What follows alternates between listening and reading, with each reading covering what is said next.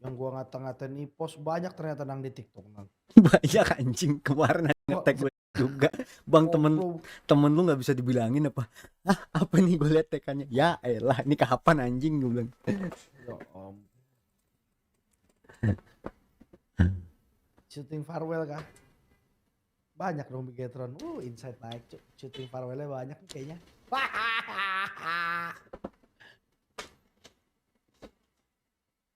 Ngantuk. Gue jemput mau ini gue konten lagi, gue ngonten Nonton apa anjir? TikTok bos. Gameplay. Gue sebagai orang yang jago main PUBG Mobile ya, gameplay gue diminta oleh PUBG Mobile. Tadi Azlin masuk bentar Discord. Dia lagi luar kota, bapaknya lagi sakit, Cuk. Masuk rumah sakit. Serius? WS dah. Ntar gue chat dah. Intinya ya, inti daripada inti ya, mau apapun timnya guys, bakal banyak bilang banyak kejutan sih. Bisa jadi kalau dibilang banyak kejutan sih bisa jadi. Heboh, menggemparkan, mungkin masuk kategori itu iya. Pablo nobar nggak masalah, besok dia nobar guys. Terus kali ya.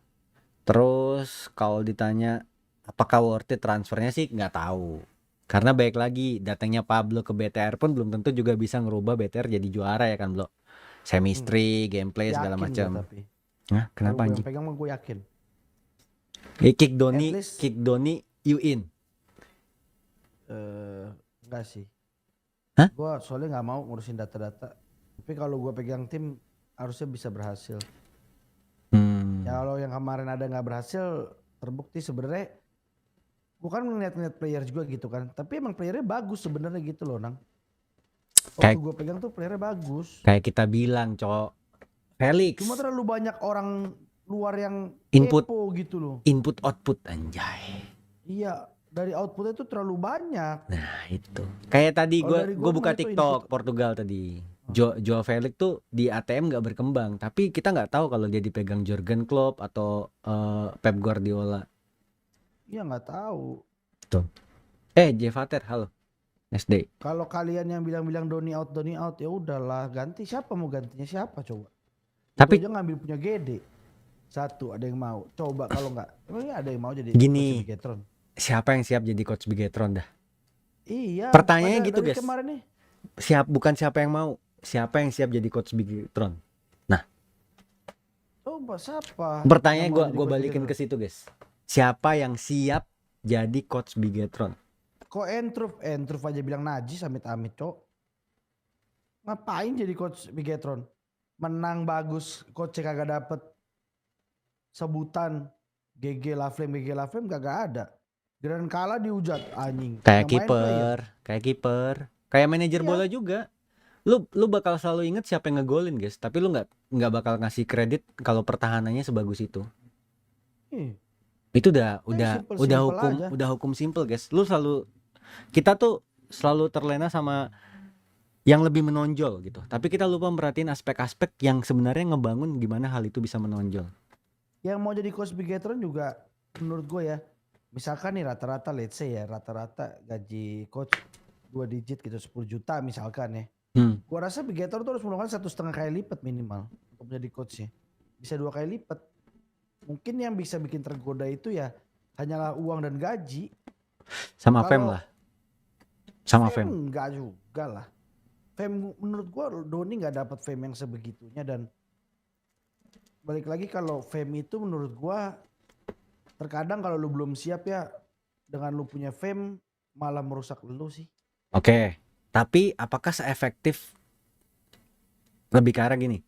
Menurut lu Bigetron bakal lebih efektif kalau ada coach? Oke, kita tanda kutip di sini masih ada Doni atau nggak ada Doni sama sekali?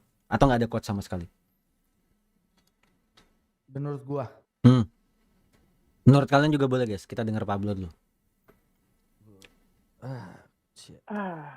Ngeliat anak-anaknya gue rasa sih. Ini kita nggak usah ngomong rosternya siapa ya. Kita nggak usah ngomong rosternya siapa. Lebih ke arah gitu. Kalau menurut gue sih, gue nggak tahu ya dalamnya mereka kayak gimana kan. Ini kan tapi hanya penglihatan gue ya, dan ini pendapat gue balik lagi ya. Menurut gue mereka nggak butuh coach sih. Udah di Mereka lebih tahap butuh itu kah? Udah di tahap gitu mereka kah? lebih butuh manajer. Manajer yang tegas, Gila. yang gila gitu, yang bisa ngontrol. Ya karena menurut gue balik lagi ya, sesekali mungkin ya lu sekali berkehalangan ya udahlah, mau apa di ngomong kalau berhalangan gitu kan, entah lu sakit, entah orang tua sakit, ada pikiran apa kan kita nggak tahu. Tapi kalau kayak lu scrim aja susah satu tim, menurut gua itu yang nggak bener apanya ya, tau lah, ngartiin sendiri aja lah guys. Cara memanagenya yang salah. Iya, Jadi sesimpel itu ibaratnya aja. nih gini, gimana ya? Mereka tuh nggak butuh coach, tapi butuh analis. Reminder Analis iya, masih butuh. analis. Mereka punya analis loh. Iya, nggak, maksudnya mereka butuh analis supaya untuk apa? Jadinya di saat turnamen, analis itu ngasih data ke anak-anak. Anak-anak berempat ini duduk di depan analis, nih data-datanya, mereka resolve sendiri. Cari jalan keluarnya sendiri. Ibaratnya gitu kan, karena mereka orang-orang yang bisa main semua lah di sini. Nggak perlu basic diajarin ingatan lagi lah. Ya, tapi dia perlu orang yang bisa memanage jam sekian kamu bangun, jam sekian kamu makan, jam sekian kamu latihan, jam sekian ini kamu udah FT atau pro scrim. Ibaratnya mau kamu udah tim juara dunia, jangan malu mau FT ataupun pro scrim, jangan pernah malu. Karena itu termasuk usaha grinding namanya. Nah, kalau ibaratnya aja jarang online cuma waktu turnamen, ataupun online di saat scrim wajib, yang dimana kalau nggak ikut minus poin. Ya wassalamualaikum. Waalaikumsalam Innalillahi wa PMGC inna ya. ilaihi raji'un namanya. Ya sekelas Paraboy aja udah 2 kali PMGC aja masih grinding terus anaknya. Iya, grindingnya Sanhok lagi ya. Mau Sanhok, mau Miramar, mau apa, dia gila-gilaan loh. Udah scrim waktu itu di eSport Conti atau apa kalau nggak salah. Udah scrim ya. Lanjut main klasik. Dia pasti main klasik kok. Kalau anak-anak pel. Iya.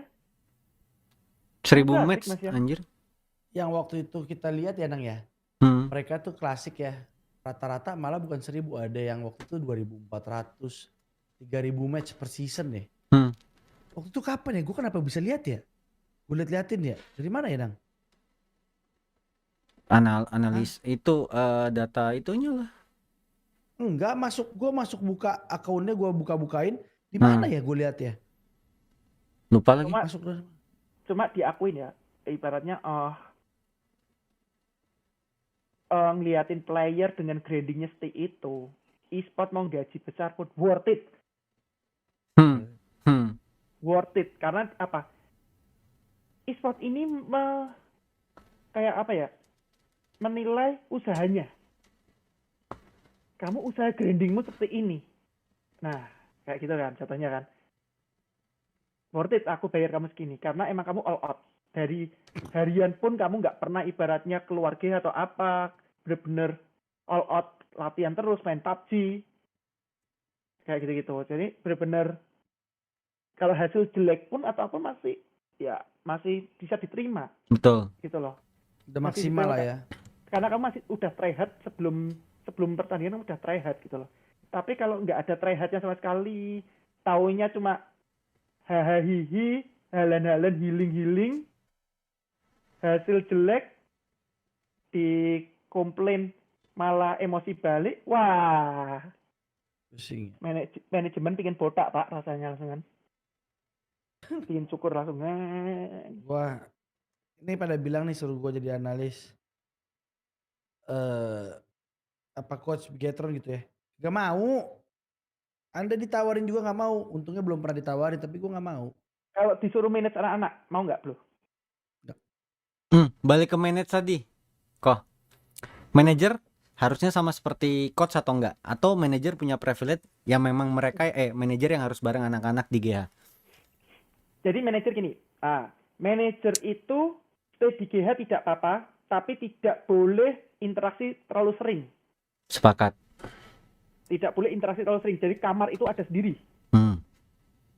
Jadi dia hanya benar-benar datang. Tapi kembali lagi sih Nang, ibaratnya ya, kalau manajer yang sesuai kriteria yang aku pilih, itu otomatis tidak akan bisa deket sama Ditemenin anak-anak. deket, ditemenin deket lah, Iya. dibestiin. Iya, nggak mungkin dibestiin. Tapi kalau di luar kriteriaku, pasti bisa dibestiin.